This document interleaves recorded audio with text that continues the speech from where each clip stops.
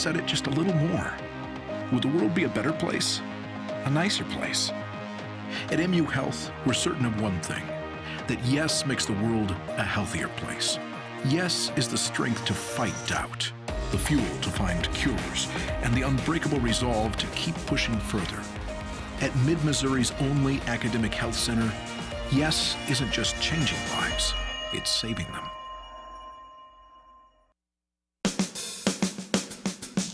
Good morning and welcome to Radio Friends on Wednesday, December the 7th. Good to have you with us today. We really have a special program, and I wish we had a whole half hour to do today because we've got so much to talk about. Melanie Knocke, good to have you here. Hey. And Rex Beltz, pleasure to have both of you here. Rex is the Airborne Astronomy Ambassador, and Melanie is Columbia Public Schools Planetarium. But you two just got back from taking a trip of a lifetime, flying on board SOFIA. That's right. Explain to our audience, if they haven't heard you before, what SOFIA is and what you did. Okay.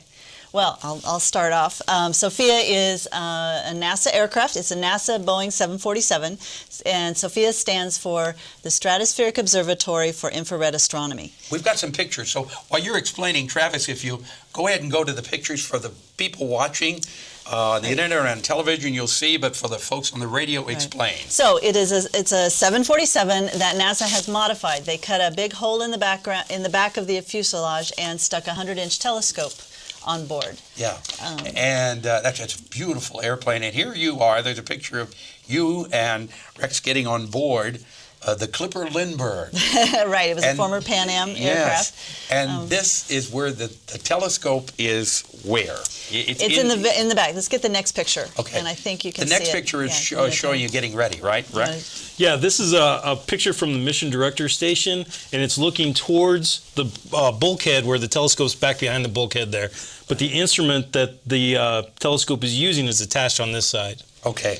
The next picture that we have actually tells the history of this airplane because it was christened by Charles Lindbergh's wife. Okay. Originally by his wife, and then his grandson christened this one. This one on the 50th anniversary. Originally, it was christened the Clipper Lindbergh on the 50th anniversary of his flight across the Atlantic. Yes, okay. Yes. Now, the next one that we have, you're actually in the cockpit. Right. Looking in the cockpit. Yes, because this is it's a 747, but it's owned by NASA. It's not bound by the FAA rules, and they still allow passengers in the cockpit. So they allowed the teacher ambassadors on board to take turns sitting in the cockpit during takeoff and landing. I got to sit in the cockpit during takeoff the first night.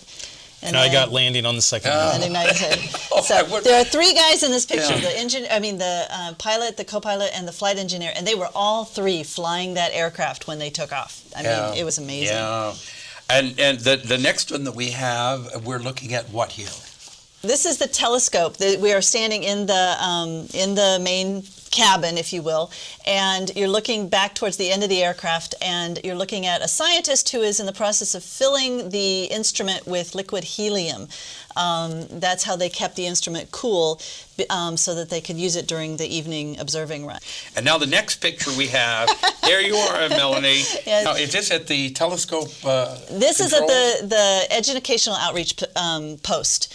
There are 3 layers of consoles, and the Education Outreach console is in the back, the farthest from the telescope, but they provide 2 setups with 2 computer screens each. One computer screen shows the status of the aircraft, what altitude it was at, its orientation, what leg of the flights we were on, how much longer we were going to be in that particular leg of the flight. Then on the other screen, you show the field of view of the telescope. The telescope's an infrared telescope, and so you have the flight line.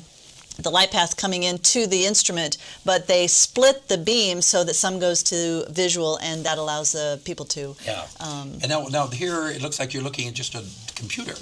Yeah. So here we had one of the lead German scientists, and he was giving us a mini lecture on one of the experiments they were performing. They were looking outside the Milky Way galaxy to this molecular gas cloud that was falling back onto the plane of the Milky Way galaxy, and they were trying to predict whether it was new gas or old gas. And Could you actually see this? so you can see spectra. So you send out the infrared and you get back this data, and it comes in an emission spectra or an absorption spectra, and we look for different elemental lines that are projected. But then do they make an actual picture out of it? No, see, this is infrared, and I mean they will take infrared data and translate it into something that we can see. But basically, there's one other slide. The last one. The last one. Oh, that's the telescope operators who are controlling the thing. This is data. This is what we saw. Okay. So it looks like you're looking at a weather radar. It looks like you're looking at weather radar. Intergalactic, That's the data that's intergalactic weather radar. exactly, Yeah. exactly. So that's what they were doing. Yeah, and you were when you look back over that entire time, and we got Travis. If you'll go ahead and roll that video to tell us what we're looking at when we Okay. see the video for the people This on is the radio.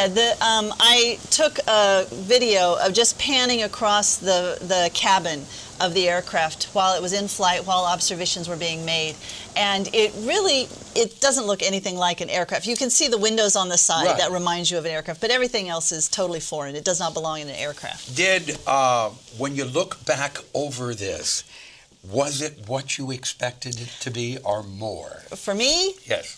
it was more. I had a high bar that they had to reach, and they've surpassed it. It was just so intense. It was so much fun. I'm really glad we flew 2 flights, because the first flight we were both overwhelmed. Yes. But the second And flight we kind of knew what we were doing. Rex, what about you? It was amazing. It was, like you said, it was definitely the trip of a lifetime. Something I don't know that I could ever, match again. It was a overwhelming, amazing, a wonderful experience. And it reinforces, we try and teach kids, reach out for your dreams. Don't ever let anything hold you back. When you get an opportunity, seize that opportunity, no matter how long it takes for you to accomplish it. 2 years. It took you 2 years to do it, but you did it. We did it. You did it. And you're going to be talking to kids and to churches and organizations Right. about this trip. Right, and we will be posting on the CPS Planetarium website, cpsplanetarium.org. Also, this coming Saturday on December 10th, we're having public shows.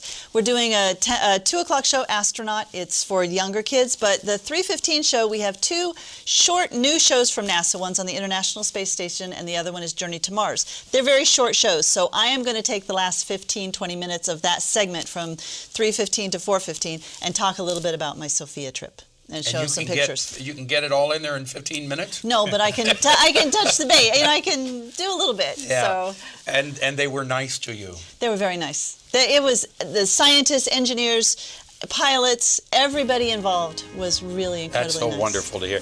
And I am so happy that it worked out and you were able to do that and you came back with good feelings about it. Yeah. All right.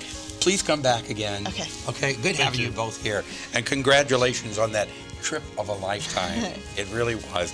We're out of time for today. Tomorrow we're going to find out about the Community Foundation and a special performance with dance arts. Something you'd like to hear or see? Drop me an email, pepperpmissouri.edu. Bye-bye.